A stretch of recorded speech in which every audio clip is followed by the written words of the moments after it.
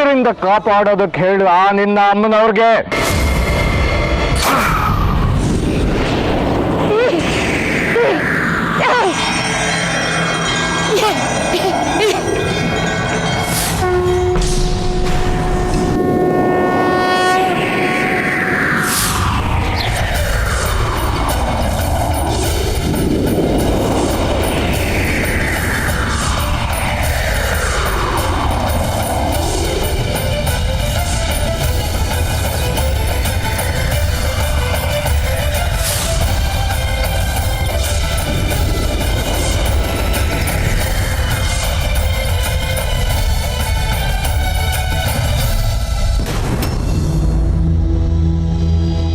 ಈಗ ಗೊತ್ತಾಯ್ತಾ ನಾನು ಯಾರು ಅಂತ?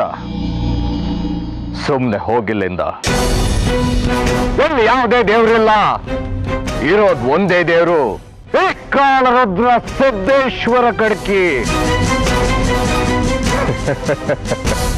ಸುಮ್ಮನೆ ಹೋಗಿಲ್ಲಿಂದ.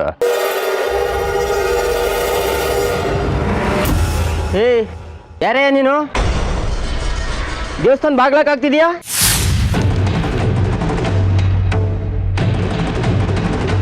ನನ್ನನ್ನು ಯಾರು ಅಂತ ಕೇಳ್ತೀಯ? ನಾನು ದೇವರು. ನನ್ನ ಕೆಂಗಣ್ಣಿಗೆ ಗುರಿಯಾಗಬೇಡ. ಇನ್ನು ಮುಂದೆ ಈ ದೇವಸ್ಥಾನದ ಬಾಗ್ಲು ತೆಗೆಯೋ ಆಗಿಲ್ಲ. ಈಗಲೇ ಮುಚ್ತಾ ಇದ್ದೀನಿ. ಇಲ್ಲ ಇಲ್ಲ, ದೇವಸ್ಥಾನ ಬಾಗ್ಲಾಕಕ್ ನಾನ್ ಬಿಡಲ್ಲ. ಮುಚ್ಚಬೇಕು. ಅಕ್ಕ, ರಘು 2 ಲಕ್ಷ ಬಾಡಿಗೆ ಕೊಟ್ಟಿಲ್ಲ, ಎತ್ಬಿಡ್ಲ ಅವನ್ನ? ನಮಸ್ಕಾರ ಅಕ್ಕ. ಬಾ ಪೊಲೀಸಪ್ಪ ಬಾ. ರಶ್ಮಿ ಏನು ಮಾಡ್ತಿದ್ದಾಳೆ, ಪೊಲೀಸ್ ಅವ್ರು ಏನು ಮಾಡ್ತಿದ್ದಾರೆ ಅಂತ ನಿನ್ನಿಂದ ತಾನೇ ಗೊತ್ತಾಗೋಕ್ಕೆ ಸಾಧ್ಯ. ಹೇಳು, ಏನು ವಿಷಯ? ಅದನ್ನೇ ಹೇಳಕ್ ಬಂದಿದ್ದೀನಿ ಅಕ್ಕ. ಏನು ಗೊತ್ತಾಯ್ತು? ರಶ್ಮಿ ಅವಳ ಮಗಳ ಬಗ್ಗೆ ಏನಾದರೂ ಹೇಳಿದ್ಲಾ? ಹ್ಞೂ ಅಕ್ಕ, ಬಂಗಾರಿ ಜೊತೆ ಮಾತಾಡ್ಬೇಕಾದ್ರೆ ಹಿರಣ್ಮೈ ಬಗ್ಗೆ ಒಂದು ಮಾತು ಬಂತು. ಏನು ಹೇಳಿದ್ಲು? ರಶ್ಮಿ ನಿನ್ ಜಾಗಕ್ಕೆ ಬಂದಾಗ ತಪ್ಪಿಸ್ಕೊಂಡಿದ್ರಿ ಅಂತ ಹೇಳಿದ್ಲು. ಹಿರಣ್ಮೈ ಕಾಣಿಸ್ಲಿಲ್ಲ, ಸ್ವರ್ಣ ಮತ್ತೆ ಹಿರಣ್ಮಯಿ ಬೇರೆ ಕಡೆ ಶಿಫ್ಟ್ ಆಗಿದ್ದಾರೆ ಅಂತ ಹೇಳಿದ್ಲು. ಹೌದಾ? ಇದು ಹೀಗೆ ಇದ್ಬಿಡ್ಲಿ ಪೊಲೀಸಪ್ಪ. ಹಿರಣ್ಮಯಿನ ನಾನೇ ಬಚ್ಚಿಟ್ಟಿದ್ದೀನಿ ಅಂತ ರಶ್ಮಿ ಹಾಗೆ ತಿಳ್ಕೊಳ್ಳಿ. ಹಿರಣ್ಮಯಿ ಕಾಣೆ ಆಗಿದ್ದಾಳೆ ಅನ್ನೋದು ಅವಳಿಗೆ ಯಾವುದೇ ಕಾರಣಕ್ಕೂ ಗೊತ್ತಾಗಬಾರ್ದು. ಹಿರಣ್ಮಯಿ ವಿಷಯದಲ್ಲಿ ರಶ್ಮಿ ತುಂಬಾ ತಲೆ ಕೆಡಿಸ್ಕೊಂಡಿದ್ದಾಳೆ. ಯಾವಾಗ ಏನ್ ಮಾಡ್ತಾಳೆ ಅಂತ ಹೇಳಕ್ಕಾಗಲ್ಲ.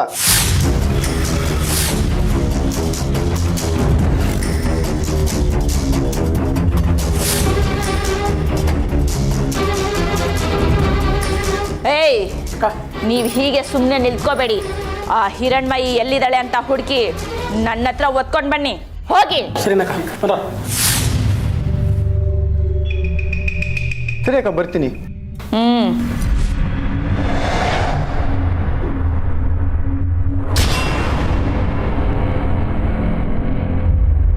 ನಾನೇ ದೇವರು ಅಂದ ಮೇಲೆ ಉಳಿದ ಯಾವ ದೇವರಿಗೂ ಇಲ್ಲಿ ಜಾಗ ಇಲ್ಲ.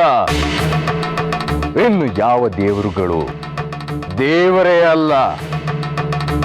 ಇನ್ನು ಮುಂದೆ ನನಗೆ ಪೂಜೆ ಅಭಿಷೇಕ ನಡಿಬೇಕು. ನನ್ನದೇ ಆದ ದೇವಸ್ಥಾನ ಕಟ್ಟಬೇಕು. ಹೊರಡಿ ಎಲ್ಲಿಂದ. ತಪ್ಪು ಮಾಡ್ತಾ ಇದೀಯ ನೀನು. ನೀನೇ ದೇವರು ಅನ್ನೋ ಹುಚ್ಚು ಒಳ್ಳೇದಲ್ಲ. ಅಮ್ಮನವ್ರ ದೇವಸ್ಥಾನದ ಬಾಗಿಲನ್ನ ಯಾಕೆ ಹಾಕ್ತಾ ಇದೀಯಾ? ಅಮ್ಮನವ್ರನ್ನ ಎದುರು ಹಾಕೊಳ್ಳೋದು ಒಳ್ಳೇದಲ್ಲ. ಆ ಮಹಾತಾಯಿ ನಿನ್ನನ್ನ ಸುಮ್ಮನೆ ಬಿಡೋದಿಲ್ಲ. ಆ ಮಹಾತಾಯಿ ಕಣ್ಣಿಗೆ ನೀನೇನಾದ್ರೂ ಬಿದ್ದೆ ಸುಟ್ಟು ಭಸ್ಮ ಆಗೋಗ್ತೀಯ.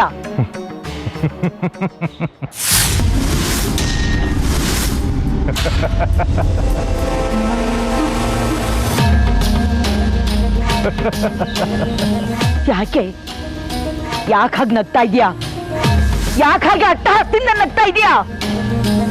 ನಿನಗೆ ಕೇಡುಗಾಲ ಶುರುವಾಗಿದೆ ಅಂತಾನೆ ಅರ್ಥ. ಸತ್ ಹೋಗ್ತೀಯಾ, ನಾಶ ಹೋಗ್ತೀಯಾ. ಹಾಗಿದ್ರೆ ನಿನ್ನ ಆ ಮಹಾತಾಯಿಗೆ ಕಣ್ಬಿಟ್ಟು ನೋಡೋದಕ್ಕೆ ಹೇಳು. ಅದು ಹೇಗೆ ನನ್ನನ್ನು ಸುಟ್ಟು ಹಾಕ್ತಾಳೆ ನಾನು ನೋಡೇ ಬಿಡ್ತೀನಿ.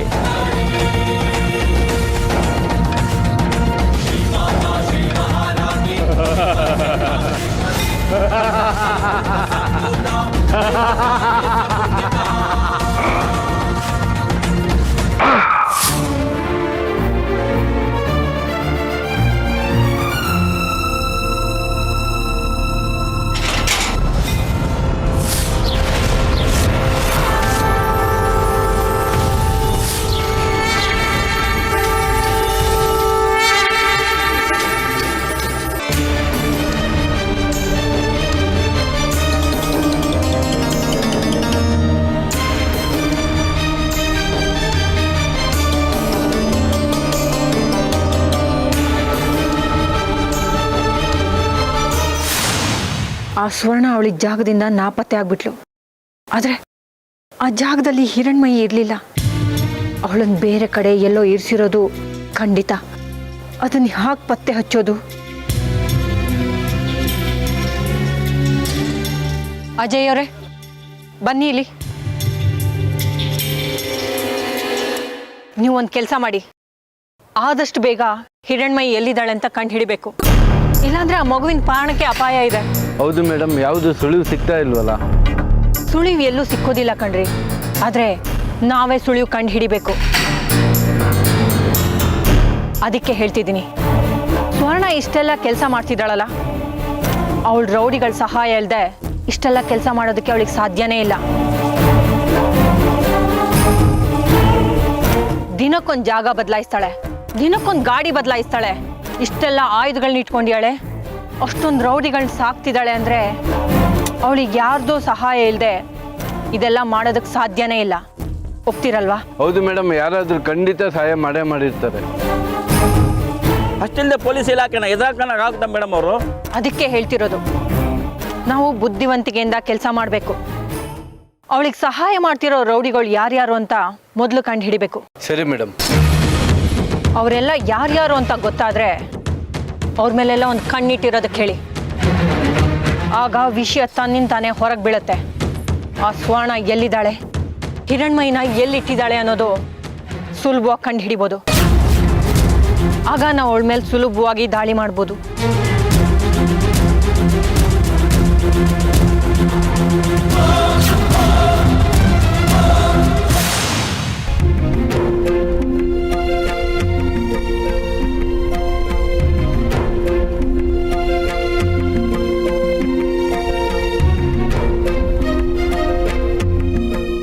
ಏನು ಪುಟ್ಟಿ ನಿನ್ನ ಹೆಸರು?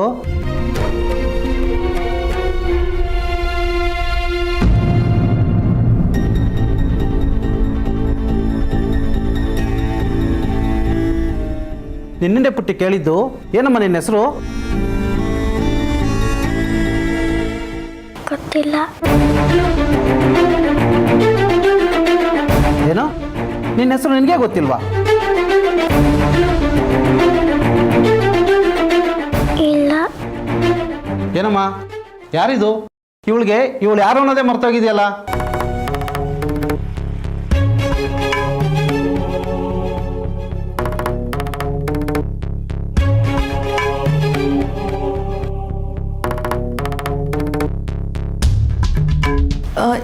ಇಲ್ಲ ಡಾಕ್ಟ್ರೆ, ಇವಳು ನನ್ನ ಮಗಳೇ. ಇವಳ ಹೆಸರು ಕಾವೇರಿ ಅಂತ.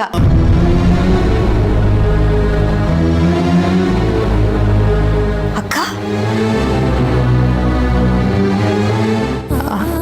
ಅದು ಇವಳು ಮೇಲಿಂದ ಬಿದ್ದು ತಲೆಗೆ ಏಟ್ ಮಾಡ್ಕೊಂಡಿದ್ದಾಳಲ್ಲ, ಅದಕ್ಕೆ ಎಲ್ಲದನ್ನು ಮರ್ತೋಗ್ಬಿಟ್ಟಿದ್ದಾಳೆ. ನನ್ನನ್ನೇ ಅಮ್ಮ ಅಂತ ಗುರುತಿಡಿತಾಳ ನೋಡಿ ಅವಳು. ನೀವೇ ಸ್ವಲ್ಪ ನೋಡಿ ಡಾಕ್ಟ್ರೆ. ನನ್ನ ಮಗಳು ಮೊದಲ್ನಂಗಾದ್ರೆ ನನಗಷ್ಟೇ ಸಾಕು. ನನ್ನ ಮಗಳಿಗೆಲ್ಲ ನೆನಪು ಮರ್ಕೊಳ್ಸೋ ಹಾಗೆ ಮಾಡಿ. ಆಯ್ತಮ್ಮ, ನೀನೇನು ಯೋಚನೆ ಮಾಡಬೇಡ. ಹುಡುಗಿ ಮೇಲಿಂದ ಬಿದ್ದಿರೋದ್ರಿಂದ ತಲೆಗೆ ಪೆಟ್ಟು ಬಿದ್ದು ಎಲ್ಲ ಮರ್ತೋಗಿದೆ. ಹಾಗಂತ ಇವಳಿಗೆ ಹಳೆ ನೆನಪು ಬರೋದಿಲ್ಲ ಅಂತ ಏನಿಲ್ಲ. ಸ್ವಲ್ಪ ದಿನ ಕಳೆದ್ರೆ ಇವಳಿಗೆ ಗುಣ ಆಗುತ್ತೆ. ಅವಳು ತನ್ನಿಂದ ತಾನೇ ನಿಮ್ಮನ್ನೆಲ್ಲ ಗುರುತಿಡಿತಾಳೆ.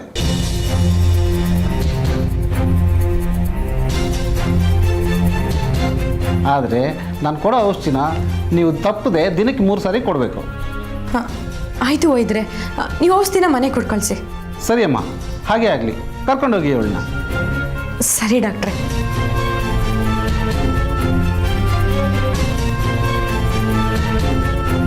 ಕಂದ, ಕಾವೇರಿ, ಬಾ ಅಮ್ಮ. ನಿನ್ನನ್ನೇ ಕರಿತಾ ಇರೋದು. ನಾನು ನಿನ್ನ ತಾಯಿ ಗಿರಿಜಾ. ನೀನು ನನ್ನನ್ನೇ ಮರ್ತೋದ್ರೆ ಹೇಗಮ್ಮ? ಬಾ ಕಂದ, ಮನೆಗೆ ಹೋಗೋಣ. ಬಾ ಅಮ್ಮ.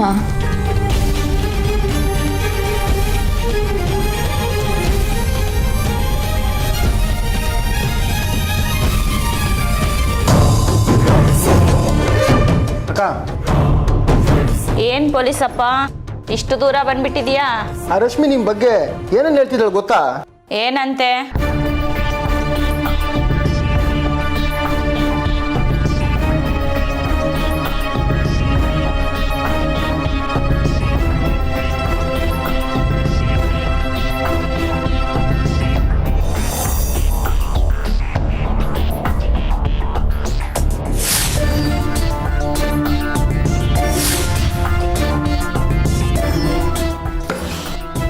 ವಿಷಯ ಇಲ್ಲಿವರೆಗೂ ಬಂತಾ? ನಾನೇನಂತ ಅವಳಿಗೆ ಗೊತ್ತಾಗಬೇಕು. ಏಯ್, ಅವಳಿಗೊಂದು ಪತ್ರ ಬರೆಯೋ. ಸರಿ ಅಕ್ಕ.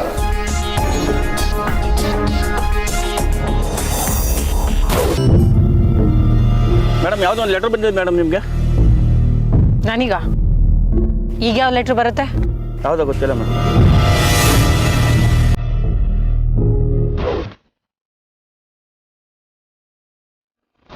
ಏನು, ನಾನು ಎಲ್ಲಿದ್ದೀನಿ, ನಿನ್ನ ಮಗಳನ್ನ ಎಲ್ಲಿಟ್ಟಿದ್ದೀನಿ ಅಂತ ಪತ್ತೆ ಹಚ್ಚಕ್ಕೆ ತುಂಬಾ ಪ್ರಯತ್ನ ಪಡ್ತಿದ್ದೀಯಂತೆ. ನನಗೆ ಹ್ಯಾಕ್ ಗೊತ್ತಾಯ್ತು ಅಂತ ಯೋಚನೆ ಮಾಡ್ತಿದೀಯಾ? ನಿನ್ ಪೊಲೀಸ್ ಗೋಡೆಗೂ ಕಿವಿ ಇರುತ್ತೆ. ಅದನ್ನ ಎಲ್ಲ ಕೇಳಿಸ್ಕೊಂಡು ನನಗೆ ಹೇಳುತ್ತೆ. ಈ ಸ್ವರ್ಣ ಅಂದ್ರೆ ತಮಾಷೆ ಅನ್ಕೊಂಡಿದ್ಯಾ? ನಡೀಲಿ ಹುಲಿ ಕುರಿ ಆಟ.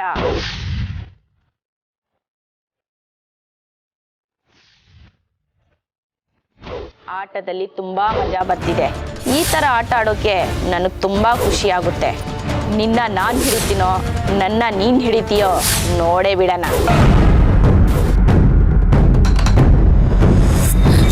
ಅಲ್ಲ, ನಾವು ಬೆಳಿಗ್ಗೆ ಪ್ಲಾನ್ ಮಾಡಿ ಮಾತಾಡಿದ್ದು ಆಗ್ಲೇ ಸ್ವರ್ಣಂಗೆ ಹೇಗೆ ಗೊತ್ತಾಯ್ತು? ಗೊತ್ತಿಲ್ಲ ಮೇಡಮ್.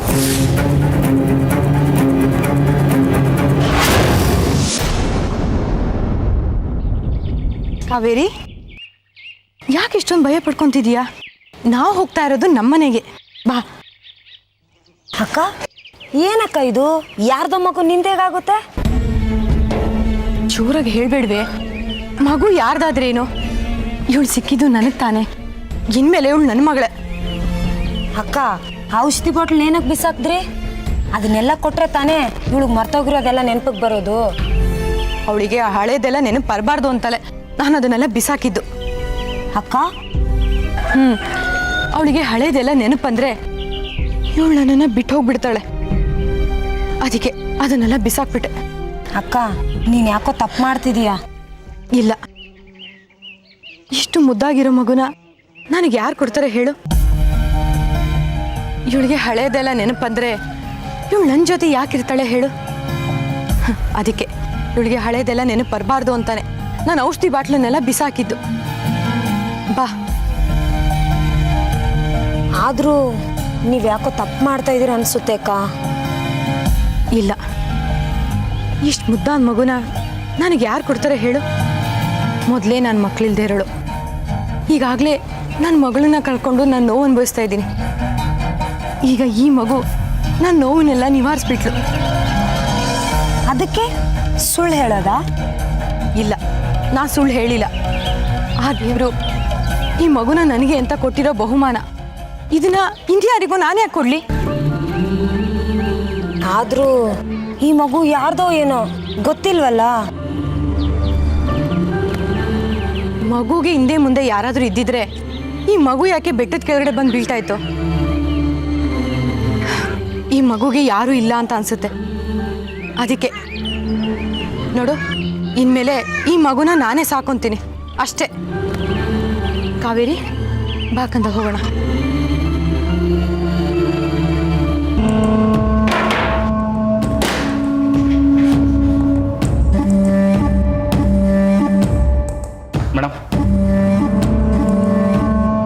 ಯಾಕೆ ಮೇಡಮ್ ಏನಾಯಿತು?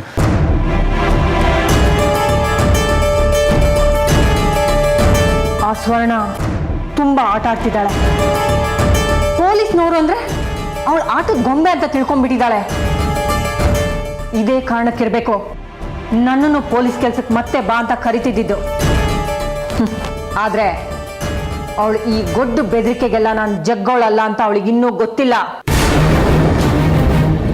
ನಾನು ಅನ್ಯಾಯ ಕಂಡ್ರೆ ಅದ್ರ ವಿರುದ್ಧ ಕ್ರಮ ಕೈಗೊಳ್ಳೋಳು. ನಾನು ಕಾನೂನು ಸುವ್ಯವಸ್ಥೆನ ಕಾಪಾಡೋಳು. ಇವಳು ಯಾರೋ ಹೆದರ್ಸ್ತಾಳೆ ಅಂತ ನಾನು ಹೆದರ್ಕೊಂಡು ನಾಯಿ ಥರ ಕೆಲಸ ಮಾಡೋದಕ್ಕಾಗತ್ತಾ? ಅದು ಯಾವತ್ತಿಗೂ ಸಾಧ್ಯ ಇಲ್ಲ. ಆದರೆ ಮೇಡಮ್ ಅದು ಏನ್ರಿ ಆದ್ರೆ?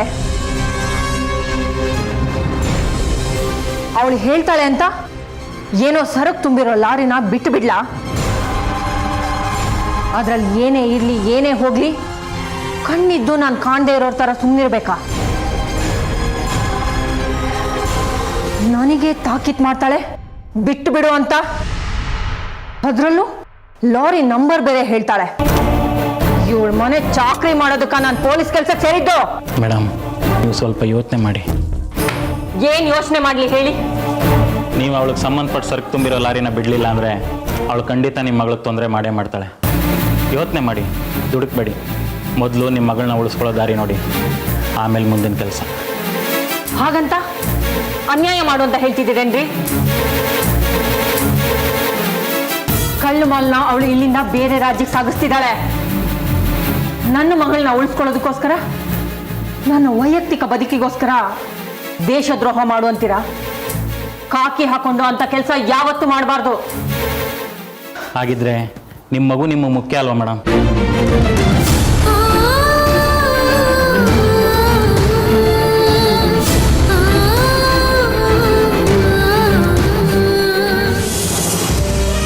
ಬಾ ಕಾವೇರಿ, ಕೂತ್ಕೋ. ನೋಡು, ಇದೇ ನಮ್ಮನೆ. ಹೇಗಿದೆ? ನಿನಗಿಷ್ಟ ಆಯ್ತಾ? ಇನ್ಮೇಲೆ ನೀನು ಇಲ್ಲೇ ಇರ್ತೀಯ, ಗೊತ್ತಾ? ಏನು ಬೇಕು ನಿನಗೆ? ಹೊಟ್ಟೆ ಹಸಿತಿದ್ಯಾ? ಸರಿ ಪುಟ, ಊಟ ಮಾಡಿ ಎಷ್ಟೊತ್ತಾಯ್ತೋ ಏನೋ. ನಾನು ಹೋಗಿ ಊಟ ಬಡಿಸ್ಕೊಂಬಂದ್ಬಿಡ್ತೀನಿ.